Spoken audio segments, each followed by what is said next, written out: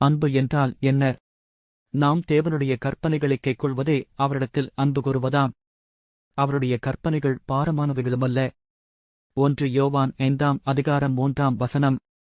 இன்றைக்கு அநேகர் அன்பு என்பதற்கு பல விளக்கங்கள் கொடுக்கிறார்கள். ஆனால் வேதம் அன்பு என்றால் தேவனுடைய கற்பனை கட்டளையை கைக்கொண்டு வாழ்வதுதான் அன்பு என்று கூறுகிறது. அதனால்தான் தேவன் 10 கட்டளைகளில் கூறுகிறார், நீ உன் தேவனாகிய கர்த்தரிடத்தில் உன் முழு இருதயத்தோடும் உன் முழு ஆத்துமாவோடும் உன் முழு பலத்தோடும் அன்பு கூறுவாயாக. உபாகமம் 6:5. அப்படியென்றால் முழுவதுமாக தேவனின் கற்பனை கட்டளையை கைக்கொள்ள கூறுகிறார். நான் என் பிதாவின் கற்பனைகளைக் கைக்கொண்டு அவருடைய அன்பிலே நிலைத்திருக்கிறது போல நீங்களும் என் கற்பனைகளைக் கைக்கொண்டிருந்தால் என்னுடைய அன்பிலே நிலைத்திருப்பீர்கள். யோவான் 15:10. நாம் பிதாவின் கற்பனை கட்டளையை கைக்கொண்டு அவரிடத்தில் அன்பு கூறுகிறோம்.